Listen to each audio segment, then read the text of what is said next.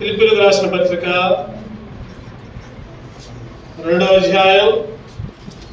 ఫిలిప్పీయులకు రాసిన పత్రిక 2వ అధ్యాయం 7వ వచనం దగ్గరగా చదవండి. చదివే వాళ్ళు మనుష్యుల పోలికగా పుట్టి దాసుని స్వరూపమును ధరించుకొని తను తానే రిక్తునిగా చేసుకొనెను.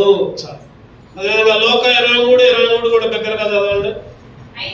అయితే వారు ఒకే పంటగా పెద్ద కేకలు వేసి వీరిని సిలువ వేయమని అడుగగా వారి కేకలే గెలిచెను. యేసుక్రీస్తు మనుషుల పోలికగా పుట్టి దాసుని స్వరూపం ధరించుకొని ఈ లోకాల రిక్తునిగా చేసుకొని తను తానే సిలువలో అర్పించుకున్నాడు. చాలా మంది అనుకుంటారు కదా, యేసుక్రీస్తుని చంపారు అనుకుంటారు. తప్పదు. యేసుక్రీస్తు తనంతలో తానే మరణానికి సిద్ధమయ్యాడు. దేవుని చిత్తం చొప్పున చనిపోయి తిరిగి లేవాలని ముందుగానే రాయబడినట్లు ప్రవచనాలు యెషయా గ్రంథంలో కీర్తన గ్రంథంలో రాయబడినట్టు ముందుగానే ఆయన మరణానికి అప్పచెప్పుకున్నాడు. ఆయన చనిపోయాడు. ఆ రోజుల్లో రోమిలీల కాలం అది. రకరకాల శిక్షలు వేసేవాళ్ళు ఆ రోజుల్లో. ఉరి శిక్ష వేస్తే ఒక 4 నిమిషాల్లో చనిపోతారు. ఉరి శిక్ష ఒక 4 నిమిషాలు. అంత మాత్రమే కాకుండా తర్వాత ఇంకొక శిక్ష ఏంటంటే రాళ్ళతో కొట్టి చంపడం. 1 గంట 2 గంటలు అట్లా జరిగేది అన్నమాట. ఆ విధంగా శిక్ష వేశారు. ఇంకొక శిక్ష ఏంటంటే బ్రతికున్న మనిషికి చనిపోయిన శవాన్ని వెనక వీపు కట్టేవారు. బ్రతుకున్న మనిషికి ఎవరు కట్టేవాళ్ళు చెప్పండి? చనిపోయిన శవాన్ని వీపు కట్టి ఒక గదిలో పంపించి ఆ గదికి తాళం వేసేవారు. చూడండి ఎంత ఘోరంగా ఉండేది. ఒక శవముతో ఆ విధంగా కట్టబడి ఆ గదిలో ఉండి ఇక అట్లానే మరణించేవాడు అన్నమాట. ఇక చచ్చిపోయేదాకా తీసేవాళ్ళు కాదు బయటికి. అదొక రకమైన శిక్ష. అన్నిటికంటే ఘోరమైన శిక్ష ఏంటంటే శిలువ మరణమే ఘోరమైన శిక్ష. అంటే 6 రోజుల దాకా శిలువలో వేలాడదీయటం, 3 మేకుల మీద వేలాడదీయబడి ఇంకా ఆధారం ఏముండదు. ఆ మేకులతో ఆ విధంగా ఎండైనా వానైనా ఇక ఆ విధంగానే ఉండి కాకులు గద్దలు తల మీద వాలి లేకపోతే శరీరం మీద వాలి పేక తింటున్నా సరే ఆ విధంగా ఉండి ఆ విధంగా చనిపోవటమే శిలువ శిక్ష. ఇటువంటి రకాల శిలువ శిక్షలు యేసుక్రీస్తుకి ఆ అధికారులు ఆ ప్రభుత్వం ఏం చేసిందంటే శిలువ శిక్షను వేసింది. ఈ శిలువ శిక్ష నీ కొరకు నా కొరకే. ఎన్ని గంటల శిలువ మీద ఉన్నాడు చెప్పండి? ఎన్ని గంటల శిలువ మీద ఉన్నాడు యేసుక్రీస్తు? ఆ రోజు ఉదయం 9 గంటల నుంచి మధ్యాహ్నం 3 గంటల దాకా. అంటే ఎన్ని గంటలు? 6 గంటలు. ఎన్ని గంటలు అంటే వచనాలు ఉన్నాయి, చదువుతానండి. మత్తయి సువార్త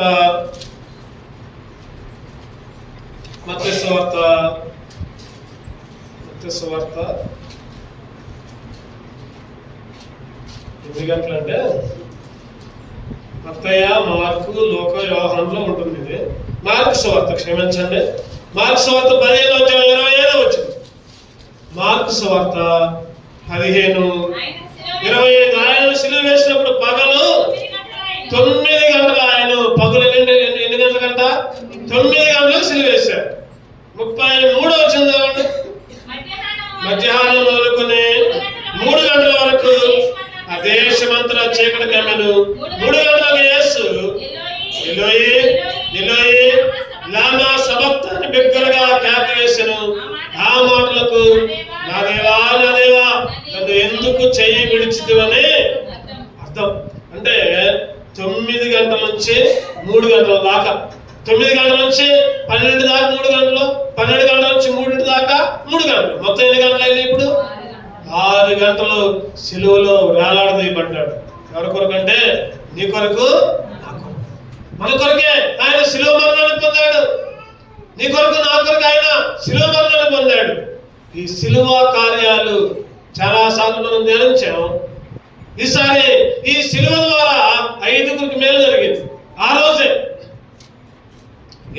యేసుక్రీస్తు సిలువ వేయబడిన రోజు 5గురికి మంచి కార్యం జరిగింది.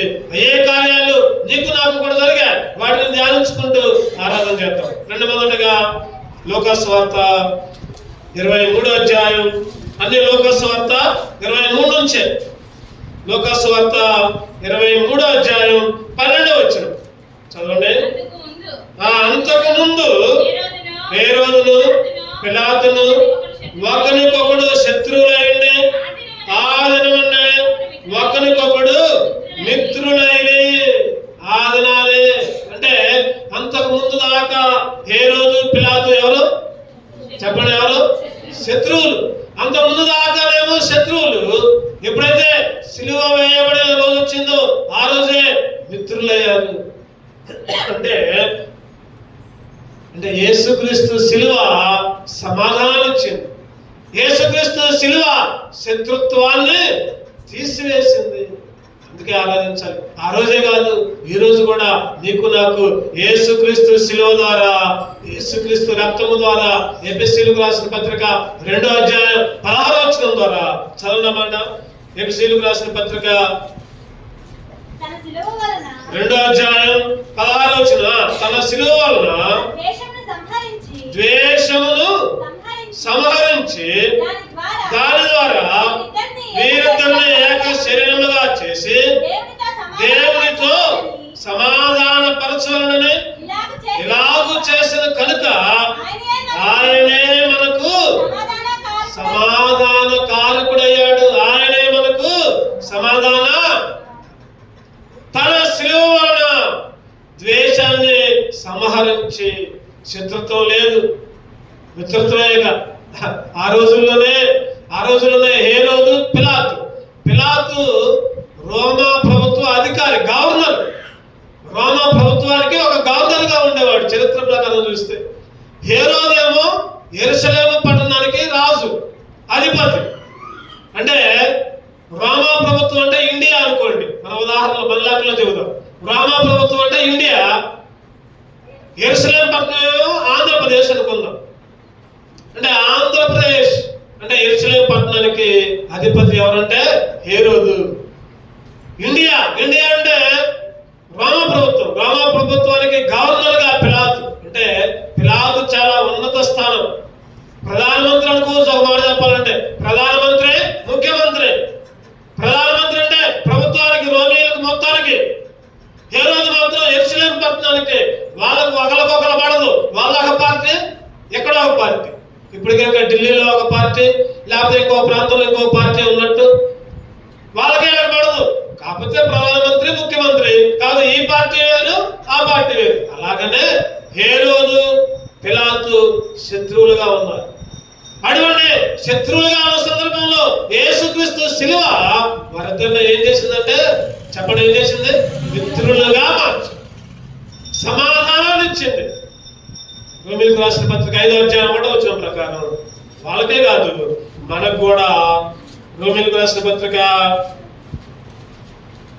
5:1వ వచనం 11వ వచనం చదువుకున్నాం. కాబట్టి విశ్వాస మూలమున మనము నీతిమంతులుగా తీర్చబడి మన ప్రభు అయిన యేసుక్రీస్తు ద్వారా దేవునితో సమాధానము కలిగి ఉన్నాము. 11వ వచనం కూడా.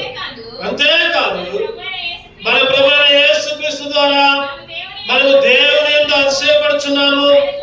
ఆయన ద్వారానే మనము ఇప్పుడు సమాధాన స్థితి, ఆయన ద్వారానే మనకు సమాధానం, ఆయన ద్వారానే సంతోషం, ఆయన ద్వారానే శత్రుత్వం లేదు. ఆయన మధ్యవర్తిగా వచ్చాడు, నీకు నాకు సమాధానం ఇచ్చాడు. ఒకప్పుడు అనిలమ్మను, ఒకప్పుడు దూరస్థులం. ఎఫెసీ 2:12 ప్రకారం చదవనమాట. ఎఫెసీ 2:12 ప్రకారం ఆ కాలమందు ఇశ్రాయేలుతో సహపౌరులు కాక పరదేశులను, వాగ్దాన నిబంధన లేని పరజనులను, నిరీక్షణ లేని వారును, లోకమందు దేవుడు లేని వారునై క్రీస్తుకు దూరస్తులుగా. ఆ రోజుల్లో నువ్వు నేను కూడా సమాధానం లేక, శత్రుత్వంతో ఉండి, దూరంగా ఉండి,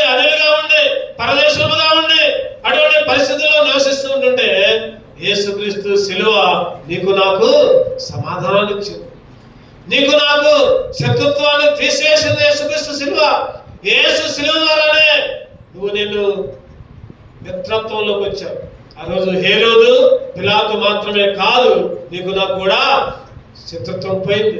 ఇంకా కొంతమంది ఈ రోజుల్లో కూడా కొంతమంది శత్రువులుగా ఉంటున్నారు. ఎవరు? దేవుని బిడ్డలే. ఆ శత్రుత్వాన్ని తీసివేయడానికే యేసుక్రీస్తు లోకానికి వచ్చాడు. ఇంకా నువ్వు శత్రుత్వంలో ఉండి పలానోళ్ళు నాకు పగ, పలానోళ్ళు నేను మాట్లాడను, పలానోళ్ళతో నేను వైరంగా ఉంటా అని అనుకుంటుంటే నువ్వు సిలువ చాటున రానంటే లెక్క, సిలువ కిందకి రానంటే లెక్క. ఇంకా పగ, ద్వేషం, ఇంకా అసూయ ఇవన్నీ కలిగి ఉంటే యేసుక్రీస్తు ద్వారా సమాధానం వచ్చింది.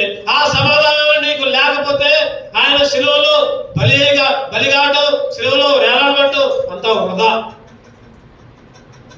ఈరోజు ఆయన ఆరాధించాలి. ప్రభు, ఒకప్పుడు నేను శత్రువునయ్యా, ఒకప్పుడు వాళ్ళే కాదు నేను కూడా శత్రువుగా ఉంటే నా కొరకు లోపలికి వచ్చి నాకు సమాధానం ఇచ్చావు ప్రభా, నన్ను కూడా సమాధాన స్థితిలో కొంచెం ఆరాధన చేయాలి. మొదటిగా. రెండవ చూద్దానండి, సిలువలో జరిగిన కార్యం. లోక 23:25 ఆ పేజీ తీసుకెట్టుకోండి అందరూ. లోక 23:25 అల్లరి నిమిత్తమును నరహత్య నిమిత్తమును సరసాల్లో వేయబడిన వారిని వారు అడిగినట్లు వారికి విడుదల చేసి యేసుని వారికి ఇష్టం వచ్చినట్టు చేయుటకు అప్పగించను. యేసుని అప్పగించారు. ఎవరిని విడుదల చేశారు చెప్పండి? ఎవరిని? బరబ్బా. దొంగ, నరహంతకుడు, వ్యభిచారి, పాపి, దుర్మార్గుడు, లోకంలో చెడ్డగా ఎన్ని మాటలు అన్ని మాటలు బరబ్బాకి చెందాయి. బరబ్బాకే కాదు, నీకు నాకు కూడా అవన్నీ వర్తిస్తాయి. మనం కూడా దొంగలు, వ్యభిచారులు, దుర్మార్గులు, చెడిపోయిన వారు, పాపులు. ఈరోజు సిలువల్లో బరబ్బాకి విడుదల, సిలువలో బరబ్బాకి విడుదల. సిలువ కార్యం ద్వారా ముందుగానేమో హేరోదు పిలాతుకి మేలు జరిగింది, శత్రుత్వం పోయింది, కలిసిపోయారు. రెండవదిగా సిలువ కార్యం ద్వారా బరబ్బాకి విడుదల. గజ దొంగ, ఒక మాట చెప్పాలంటే నిజంగా యేసుక్రీస్తు పాడు ఇంకొక ఇద్దరు కూడా సిలువ వేశారు. ఒకళ్ళేమో ఎడం పక్కన, ఒకళ్ళేమో కుడి పక్కన. ఇద్దరు దొంగలు. నిజంగా వాస్తవానికి ఆ సిలువ, మూడో సిలువ ఎవరికంటే బరబ్బా కాదు. ఎవరికి చెప్పండి? అది మధ్యలో సిలువ ఎవరికంటే వాడు గజదొంగ. ఆ సిలువ బరబ్బాకి. బరబ్బా ఆ సిలువలో వేయబడాలి. కానీ బరబ్బాకి విడుదల, యేసుని అక్కడ సిలువ వేస్తారు. ఈరోజు బరబ్బా ఎవరో కాదు, నువ్వు నేనే బరబ్బా. ఆ బరబ్బా ఎవరు కాదు, నువ్వు నేనే, మనమే. ఆ బరబ్బా జాతికి చెందిన వాళ్ళం. బరబ్బా యొక్క దత్తపుత్రులు. ఒక మాట చెప్పాలంటే ఈరోజు మనకి సిలువలో విడుదల కలిగింది. ఎక్కడి నుంచి విడుదల కలిగిందంటే పాప మరణ నియమముల నుండి. రోమిలకు రాసిన పత్రిక 8వ అధ్యాయం 2వ వచనం అనుకోండి, చూడండి అన్నమాట. రోమిలకు రాసిన పత్రిక 8:2 వచనం చదవండి. క్రీస్తు యేసునందు జీవమునిచ్చు ఆత్మ యొక్క నియమము పాప మరణ నియమముల నుండి నన్ను విడిపించెను. పాప మరణ నియమము. పాప మరణానికి ఒక నియమం ఉంది. ఆ నియమాల నుండి నన్ను దేవుడు విడిపించాడు. అది గొప్పతనం. ఆయన శిలువ ద్వారా విడుదల కలిగింది. ఆయన శిలువ ద్వారా ఏం కలిగిందంటే విడుదల. రోమా 6:18 కూడా చదువుకుంటే, ఒకప్పుడు పాపానికి దాసులమైతే పాపం నుండి విమోచింపబడి నీతికి దాసులైతే 17వ వచనం ప్రకారం మీరు పాపానికి దాసులైతే ఆ పాపం నుండి విడిపింపబడి క్రీస్తుకు దాసులుగా. పాప మరణ నియమముల నుండి, పాప మరణ నియమముల నుండి. లెక్కైతే ఆ శిలువ మీద నువ్వు నేను ఉండాలి, బరబ్బా ఉండాలి. లెక్కైతే బరబ్బాకి నీకు నాకు ఆ వీపు మీద దెబ్బలు, కొరడా చెల్లున. ఎన్ని కొరడా దెబ్బలు? ఎన్ని? 1 తక్కువ 40 అంటే 39 కీర్తనలో రాయబడి ఉంటుంది. ముందుగానే రాయబడి ఉంటుంది. కీర్తనలు 129 వీపునంట దున్నారు అంట అక్కడ రాయబడి ఉంటుంది. 522 పేజీ కీర్తనలు 129 3వ వచనం. దున్నువారు నా వీపు మీద దున్నిరి, వారు చాళ్లను పొడుగుగా చేసిరి. ఒక చరిత్రకారుడు చెప్తున్నాడు కదా, ఆ కొరడా అంట దగ్గర 3 అడుగుల పొడుగు ఉంటుందంట. ఆ కొరడాకి వారు 1.5 అంగుళాల శీలం లాంటి ముళ్ళు ఆ కొరడాకి ఆ కొరడా పెట్టి కొడుతుంటే, ఆ కొట్టిన తర్వాత అది కింద నుంచి ఈడ్చుకుంటూ వచ్చిందంట శరీరాన్ని. అంటే ఆ చర్మము చీల్చుకుంటా లోపల మాంస ముక్కలు బయటకు వస్తాయంట. వర్ణిస్తున్నాడు ఆ కొరడా దెబ్బలు. అటువంటి కొరడా దెబ్బలు ఎన్ని చెప్పండి? ఎన్ని? 39 కొరడాలు. 39 కొరడా దెబ్బలు. ఒక్కొక్క కొరడా దెబ్బకి ఆయన చర్మం బయటికి చేర్చబడదు. ఆ చీల్చినప్పుడు అంట కొన్ని ముక్కలు, ఆ చర్మం యొక్క ముక్కలు కొన్ని బయటకు వస్తే కాకులు వచ్చి ఆ ముక్కలు చేసుకుని పోయాయి. ఆ శిలువ వర్ణనాతీతం. ఆ శిలువ శ్రమల్ని వర్ణించలేము. ఒక సినిమా తీశారు. ఏంటంటే ఆ cinema passion of Christ. James Patrick Caviezel అనే హీరో. ఆ హీరో ఆ సినిమాలో యాక్షన్ చేసేటప్పుడు ఆ కొరడా దెబ్బలు కొనేటప్పుడు మామూలుగా అదంతా డూపుగా పెట్టి కొరడ చీల్చినప్పుడు ఆయన కొద్దిగా గాయమైందంట. అయ్యో, చిన్న గాయం అయితే నేను తట్టుకోలేకపోయానే. మరి యేసుక్రీస్తు 39 కొరడ దెబ్బలు ఎట్లా భరించిందని తర్వాత ఆయన కూడా బైబిల్ చదివి మార్పు చెందాడు, రక్షణ పొందాడు. నటించడానికి వచ్చిన హీరో రక్షణ పొంది దేవుని కొరకు ఒక హీరోగా నిలిచాడని చరిత్ర చెబుతుంది. నిజంగా ఒకటి తక్కువ 39 కొరడా దెబ్బలు నీ కొరకు నా కొరకే. అందుకనే ఆ పాప మరణ నియమం నుండి నన్ను విడిపించాడు. ఆ రోజు బరబ్బనే కాదు, ఈరోజు నీకు నాకు కూడా అన్యాయపు తీర్పు. అసలు రోమా ప్రభుత్వానికి మంచి పేరు ఉండేదంట ఆ రోజుల్లో. ఎటువంటి పేరుంటే, రోమా ప్రభుత్వం ఒక తీర్పు చెబితే ఎవరు కూడా వంక పెట్టారంట ఆ తీర్పుని. ప్రపంచ దేశాల్లో ఎవరు కూడా రోమా ప్రభుత్వం యొక్క తీర్పుని వంక పెట్టారంట. అంత కరెక్ట్ గా న్యాయం చేసే గవర్నమెంట్, ఆ న్యాయం చేసే ప్రభుత్వం, న్యాయం చేసే న్యాయపు తీర్పిచ్చే ఆ ప్రభుత్వం యేసుక్రీస్తు విషయంలో అన్యాయపు తీర్పు. ఆ ఒక్క విషయంలోనే నీ కొరకు నా కొరకు ఆయన అన్యాయపు తీర్పు పొందిన వాడిగా ఉన్నాడు. చెప్పండి, నిన్ను నన్ను కూడా విడుదల పాప మరణ నియమం నుంచి. 2వ మేలు. 3వ చూద్దానండి. క్లుప్తంగా ధ్యానం చేద్దాం. చాలా ఉన్నాయిలే కానీ క్లుప్తంగా ధ్యానం చేద్దాం. లోకస్వార్త 23:28. లోకస్వార్త 23:28. యేసు వారి వైపు తిరిగి, యెరూషలేము కుమార్తెలారా, నా నిమిత్తము ఏడవకుడి, మీ నిమిత్తము మీ పిల్లల నిమిత్తము ఏడవండి. మీ నిమిత్తము మీ పిల్లల నిమిత్తము నా నిమిత్తము ఏడవకండి. నా నిమిత్తము ఏడవద్దు మీరు. ఈరోజు చాలా మంది ఆ సినిమా ధ్యానాలు చేస్తుంటే, సినిమా శ్రమలు చూస్తుంటే, లేదా ఆ సినిమా చూస్తూ ఉంటుంటే ఏడుస్తూ ఉంటారు. కాళ్ళబడి ఏడుస్తూ ఉంటారు. ఈ సానుభూతి, నా సానుభూతి దేవుడికి అక్కర్లా. చెప్పండి, మన సానుభూతి ఏమీ అక్కర్లా. ఆయన అంటున్నాడు, నా నిమిత్తం ఏడవకండమ్మా, నీ గురించి, నీ పిల్లల గురించి ఆలోచించుకో.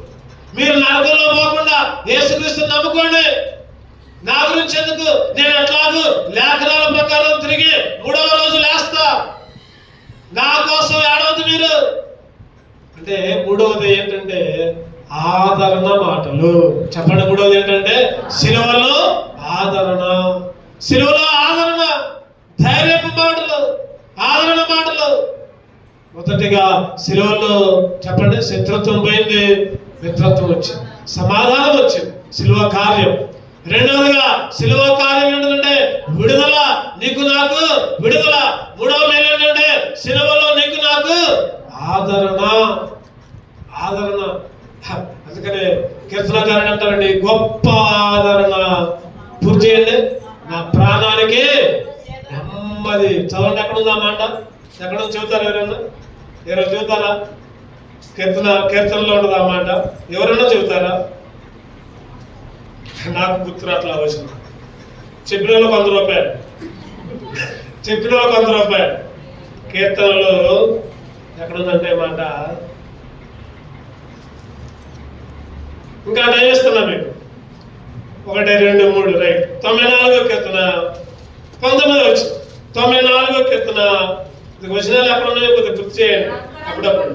నా అంతరంగమందు విచారములు హెచ్చగా నీ గొప్ప ఆదరణ నా ప్రాణమునకు, చెప్పండి, ఆయన గొప్ప ఆదరణ నా ప్రాణమునకు నెమ్మది.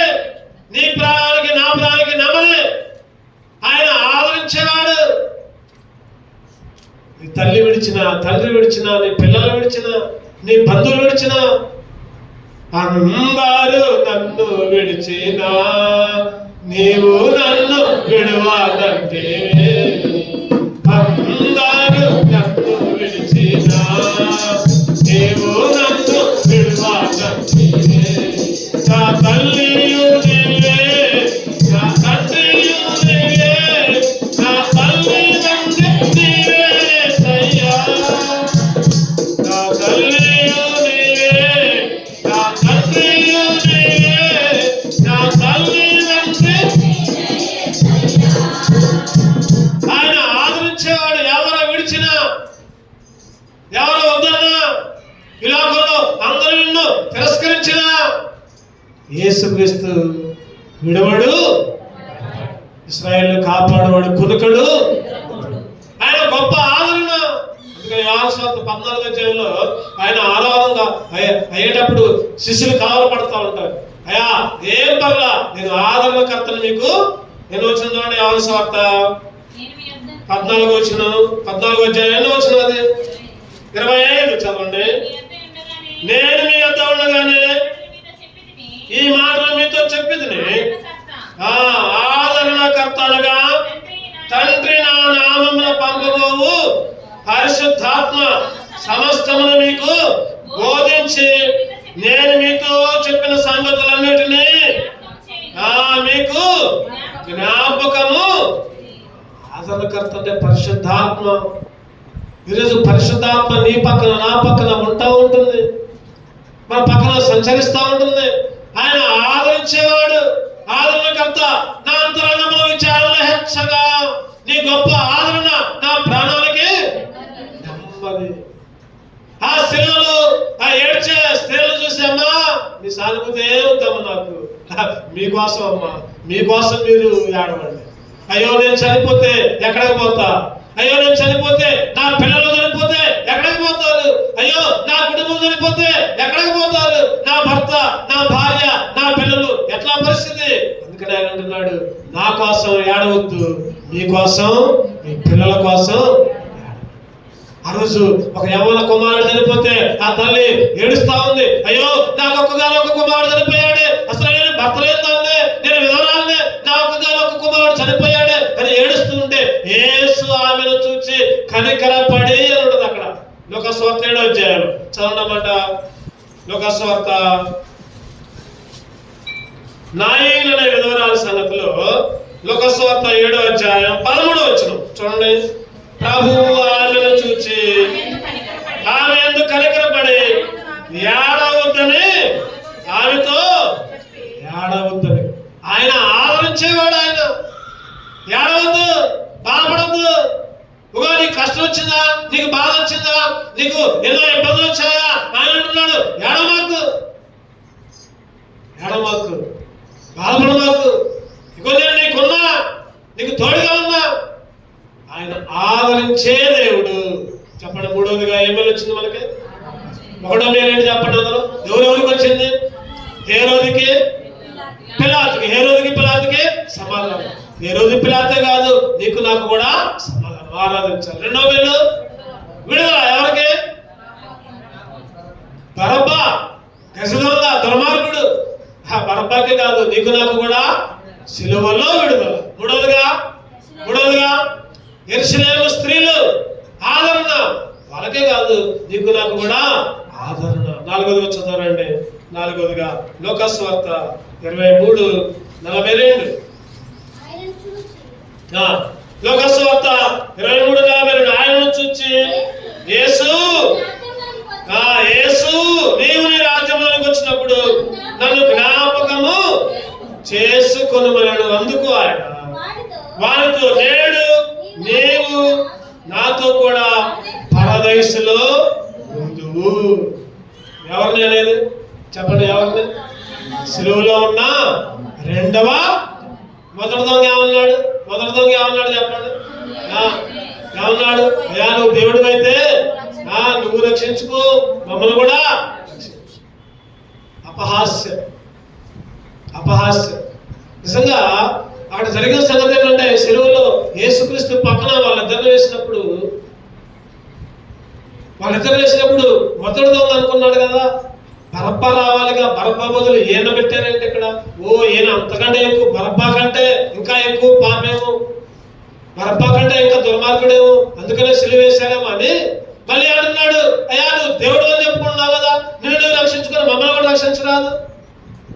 అప్పుడు దాకా ఈ కుడివైపున దొంగ రెండవ దొంగ అప్పుడు దాకా బరబ్బా రావాల్సిన బదులు ఏనొచ్చాను అనుకుని సిలువలోనే ఆ సమయంలోనే మార్పు చెందాడు. అప్పటికప్పుడే అయ్యా నువ్వు రాసువి, నువ్వు యూదుల రాసు, బరబ్బా కొరకు బరబ్బా స్థానంలో నువ్వు వచ్చావు, నువ్వు ఎట్లాగూ లేస్తావు, నీ రాజ్యంలో నన్ను కూడా, నీ రాజ్యంలో అప్పటికప్పుడే. అందుకని బైబిల్లో ఒక మాట ఉండదు, యేసు ప్రభు అని పూర్తి చేయండి. నీ నోటితో ఒప్పుకొని అప్పటికప్పుడే నువ్వు పరలోకం చేరతావు.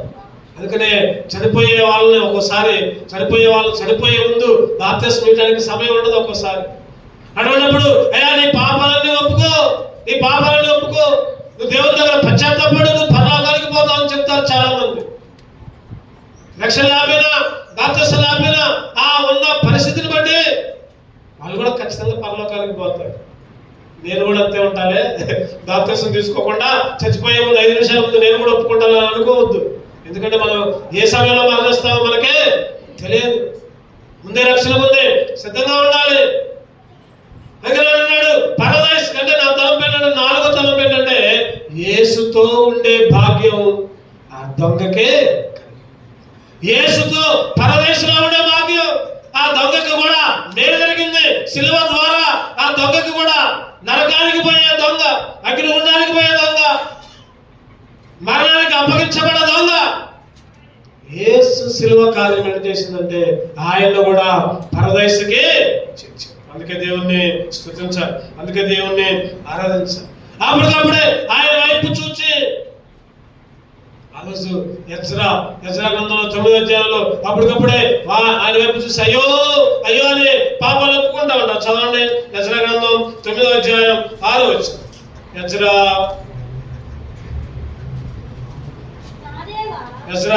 9:6. నా దేవా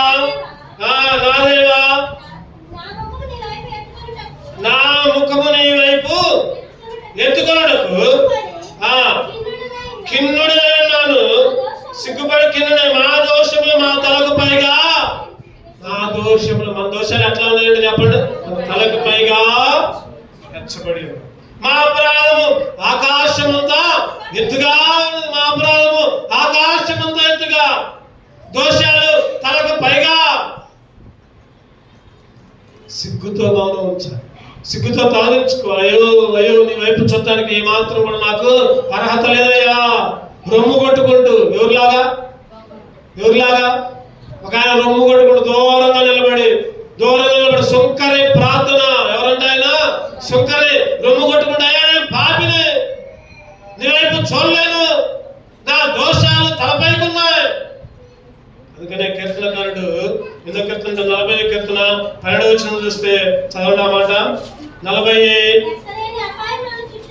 12 లెక్కలేని అపాయములను చుట్టుకునేవి నా దోషమే తరిమి పట్టుకునగా నేను తల ఎత్తి చూడలేకపోతున్నా. దోషాలంట ఏమైనా చెప్పండి, తరిమి పట్టుకున్నాయి. దోషాలు తరిమి పట్టుకునగా నేను తల ఎత్తి లెక్క కానీ నా తల వెంట్రుకలకి మించి. తల వెంట్రుకలు ఎన్ని ఉన్నాయి చెప్పండి. రాలిపోయినాయే కొన్ని కోట్లు ఉంటాయి, ఇంకా తల మీద ఉన్నాయి ఇంకెన్ని ఉంటాయి చూడండి. మన దోషాలు తలకు మించి, తలకు పైగా ఆయన పురాణిపై సిలువ వేయబడి మన దోషాలన్నీ 1 పేతురు 2వ అధ్యాయం 24 వచ్చిన ప్రకారం 1 పేతురు 2వ అధ్యాయం 1 పేతురు 2 మన పాపముల విషయమై చనిపోయి నీతి విషయమై జీవించినట్లు ఆయన తానే తన శరీరమందు మన పాపములను ప్రాణ మీద మోసుకొనును. ఆయన పొందిన గాయముల చేత స్వస్థత. ఆయన పొందిన గాయముల చేత స్వస్థత. దోషాలన్నీ పోయాయి, పాపాలన్నీ పోయాయి. ఆయన గాయముల చేత స్వస్థత. అప్పుడు అన్నాడు, నేడు నీవు నాతో కూడా పరదైసులో ఉందువు. యేసుతో ఉండే భాగ్యం ఆ దొంగుడికేనా?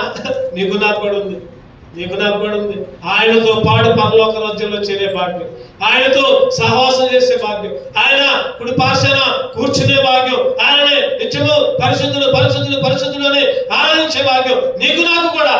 శిలువ కార్యం అది. శిలువ ద్వారా ఆయనతో కూర్చునే భాగ్యం, ఆయనలో ఉండే భాగ్యం, పరలోక రాజ్యంలో పరదైసులో చేరే భాగ్యం నీకు నాకు ఇచ్చారు. అందుకే దేవుణ్ణి నీ శిలువ ద్వారా 4వ మేలు నీతో పాటు ఉండే భాగ్యం. చివరికి 5వ చూసుకొని మనం ముగించుకోండి. రండి, లోకాసువార్త 23:47. లోకాసువార్త 23:47. శతాధిపతి జరిగినది చూచి ఈ మనుషుడు నిజముగా నీతిమంతుడైనని చెప్పి దేవుణ్ణి మహిమపరచెను. చెప్పండి, సిలువలో ఆరాధన, సిలువలో దేవుణ్ణి స్తుతించడం, సిలువ కార్యం ద్వారా దేవుణ్ణి మహిమపరచడం. ఈరోజు నువ్వు నేను ఈ లోకంలో ఎందుకు ఉన్నామంటే దేవుణ్ణి మహిమపరచడానికే, దేవుణ్ణి స్తుతించడానికే. సిలువ కార్యం ఆ శతాధిపతి జరిగినది చూచి ఈ మనుష్యుడు నిజముగా, చెప్పండి, నిజముగా నీతిమంతుడయ్యాడు. ఈ మనుషుడు నిజముగా నీతిమంతుడు. 5గురు సాక్ష్యం చెప్పారు యేసుక్రీస్తు గురించి. ఈయన నీతిమంతుడు, ఈయన నీతిమంతుడు. చెప్పండి, ఎవరెవరు చెప్పండి. 5గురు చెప్పారు. ఒక ఆయన పిలాతు చేతులు కడుక్కొని, ఈయనతో నాకు సంబంధం లేదయ్యా, ఈయన నీతిమంతుడు, ఈ పాపం నా మీద నా కుటుంబం మీద ఉండొద్దాను. పిలాతు భార్య కూడా చెప్పింది, అయ్యా ఆ నీతిమంతుని చోటుకి వెళ్ళదు. యోధా ఇస్కరియోతు కూడా అప్పచెప్పి యేసుక్రీస్తుని శిలువకు అప్పచెప్పి ఆయన కూడా అనవసరంగా నీతిమంతుని నేను అప్పచెప్పాను అని బాధపడ్డాడు. 4వదిగా ఇంకెవరు అన్నారు? శిలువలో ఉన్న దొంగ. అరే నువ్వు నేను పాపులు రా, నువ్వు నేను దొంగలు రా, ఈయన నీతిమంతుడు. ఆయన ఏ పాపం చేయకుండా శిలువ మీద మరణించాడు రా, శిలువలో అర్పించుకున్నాడు రా, దొంగ. 5వదిగా ఎవరంటే శతాధిపతి. 5వదిగా ఎవరంటే శతాధిపతి అంటున్నాడు. ఏమన్నాడు చెప్పండి? ఈయన నిజముగా నీతిమంతుడు, నేను నిజముగా నీతిమంతుడు. నిజముగా చక్కని మాట, నీతిమంతుడు. శిలువలో యేసుక్రీస్తుని పొడిచినప్పుడు ఏం జరిగింది చెప్పండి? ఏం జరిగింది? రక్తమంతా కారి నీరు వచ్చింది. ఆ పొడిచేటప్పుడు అంట సైనికుల్లో ఒకడు పోయి పొడిచాడంట. నిజంగా చచ్చిపోయాడో లేదో చూడాలంటే శిలువలో ఏం చేయాలంటే కాళ్ళు చేతులు ఎరగొట్టాలి, కానీ అట్లా ఎరగొట్టలా. ఎందుకంటే ఒక్క ఎముక కూడా విరగొట్టబడదు అని ప్రవచనం ఉంది, అందుకనే విరగొట్టబడలా. సైనికుడు పోయి వీడితో పొడిచాడంట. ఆ సైనికుడు అంట గుడ్డోడు అంట. ఆ సైనికుడు ఎవరు చెప్పండి? ఆయన పేరు ల్యాంగ్సన్. ఆ సైనికుడి పేరు ల్యాంగ్సన్. రోమా ప్రభుత్వ ఉద్యోగి. రోమా ప్రభుత్వంలో ఒక సైనిక బాధ్యత నిర్వహించే ఒక ఉద్యోగి ల్యాంగ్సన్ అని ఆయన పొడిచాడంట. పొడవగానే ఆ రక్తం అంతా చింది ఆయన కన్ను మీద పడదంట. అప్పుడు దాకా ఆ గుడ్డి కన్ను ఆ రక్తం పడగానే ఏమని చెప్పండి? చూపు వచ్చింది. గుడ్డోడల్లా చూపు పొందాడు. ఒక్కసారి చూపు పొందగానే ఆ బల్యాన్ని అక్కడ పడేసి, అయ్యో నాకు చూపు వచ్చిందని అందరికి ఈయన ద్వారానే రక్షణని అప్పటికప్పుడు ఆ ఉద్యోగానికి రాజీనామా చేసి ఆ ప్రభుత్వం దగ్గర పోయి ఇగో నేను రాజీనామా చేస్తున్నా, ఇక్కడ నుంచి నేను యేసునే ప్రకటిస్తానని యేసుక్రీస్తుని ప్రకటించి స్వార్థ చేశాడంట సైనికుడు. చరిత్ర ప్రకారం నిజంగా లాంసన్ ఆయన పొడిచి ఆ రక్తం ద్వారా స్వస్థత యేసుక్రీస్తుని అప్పచెప్పినప్పుడు, ఇస్కరియోతు అప్పచెప్పినప్పుడు ఒక సైనికుడు ఏం చేశాడు చెప్పండి? ఒక సైనికుడు వస్తే పేతురు ఏం చేశాడు? వాడి చెవి తగడారు ఇక్కడ అక్కడే. యేసుక్రీస్తు ఏం చేశాడు? ఆ చెవిని తీసి పేతురు అట్లా చేయొద్దు చెవిని అతికించాడు. చెవికి స్వస్థత అక్కడ గెత్సెమనే తోటలో, ఇక్కడ సిలువలోనేమో కంటికి స్వస్థత. ఈరోజు ఎందుకు ఈ మాట చెప్తున్నానంటే ఆయన శతాధిపతి చూశాడు, అమ్మో ఈయన నిజముగా దేవుని కుమారుడే, ఈయన నిజముగా నీతిమంతుడే. ఈయన చాలా మంది అనుకుంటున్నారు కదా, ఈయన నీతిమంతుడు కాదనుకుంటున్నారు, ఈయన తక్కువ కులంలో దేవుడు అనుకుంటున్నారు, ఈయన అసలు దేవుడే కాదని అంటున్నారు. రేపొద్దున ఒకనొక రోజు రాబోతుంది. ఆ రోజు చెప్పండి, వంగని మోకాలు కూడా ఆయన దగ్గర వంగిపోతుంది. వంగని మోకాలు కూడా ఆయన దగ్గర వంగిపోతుంది. ఆయన్ని స్తుతించని నోరు కూడా ఆ రోజు స్తుతించింది, ఆయన గణపరిచింది. అక్రమము చేయువారులారా అపవాదికి దాని దోతలకి సిద్ధపరచబడిన అగ్నిగుండంలోకి మీరు వెళ్ళండి. గింటి వేయబడతారు అగ్నిగుండంలోకి, గింటి వేయబడతారు నరకంలోకి. ఈరోజు యేసుక్రీస్తు అందరికీ ప్రభు అని బైబిల్ చెప్తుంది. ప్రియమైన సహోదరుడా సహోదరి, యేసుక్రీస్తు మా దేవుడు కాదు అనుకుంటున్నావేమో, యేసుక్రీస్తు అమెరికా వాళ్ళ దేవుడు లేకపోతే ఇంకెవరి దేవుడు అని అనుకుంటున్నావేమో. బైబిల్ చెప్తుంది కదా, యేసుక్రీస్తు అందరికీ ప్రభు అని చెప్తుంది. యేసుక్రీస్తు అమెరికా కాదు, ఆసియా దేవుడే. ఆసియా పట్టణంలో ఉన్న, ఆసియా ఖండంలో ఉన్న ఇశ్రాయేలు దేశంలో యెరూషలేములో బెత్లెహేములో పుట్టిన యేసుక్రీస్తు, గొల్గోతా మీద నీ కొరకు నా కొరకు బలి అయిన యేసుక్రీస్తు, నీ కొరకు నా కొరకు మరణించిన యేసుక్రీస్తు. ఈ లోకంలో అందరికీ 2 రోజులే ఉన్నాయి, పుట్టినరోజు, చనిపోయిన రోజు. కానీ యేసుక్రీస్తుకి 3 రోజులు ఉన్నాయి. ఏంటని చెప్పండి? పుట్టినరోజు ఉంది, చనిపోయిన రోజు ఉంది, తిరిగి లేచిన రోజు. ప్రపంచమంతా ఒక పండగలాగా క్రిస్మస్ పుట్టినరోజు, గుడ్ ఫ్రైడే చనిపోయిన రోజు, ఈస్టర్ తిరిగి లేచిన రోజు. ఈరోజు నువ్వు నేను కూడా దేవుణ్ణి మహిమపరచాలి. ఆ శతాధిపతే కాదు, ఈరోజు నువ్వు నేను కూడా దేవుణ్ణి మహిమపరచాలి. 5 కార్యాలు 5గురికి మీద జరిగింది. ఆ 5గురిలో నువ్వు నేనున్నా. ఒకటోది హేరోదు శత్రుత్వం పోయింది, రెండవదిగా బరబ్బాకి విడుదల, మూడవదిగా ఆదరణ, యెరూషలేము స్త్రీలు ఆదరణ, నాలుగవదిగా దొంగ, యేసుతో ఉండే భాగ్యం, చివరిగా 5వదిగా యేసుని మహిమపరిచే భాగ్యం, దేవుని ఆరాధించే భాగ్యం. ఈ 5 లక్షణాలు దేవుడు నీకు నాకు కూడా ఇచ్చాడు ఆ శిలువ కార్యం ద్వారా. అందుకనే ఆ శిలువ శ్రమను చూసి నీ కొరకు నా కొరకు దొన్నవేయబడ్డాడు, కొట్టబడ్డాడు, మౌనంగా ఉన్నాడు. యెషయా 53 ఉన్న వచనాలన్నీ నీకు నా కొరకే. మన అతిక్రమ క్రియలను బట్టి అతడు నలగగొట్టబడ్డాడు. సమాధానార్థమైన శిక్ష అతని మీద వేయబడింది, మోపబడింది.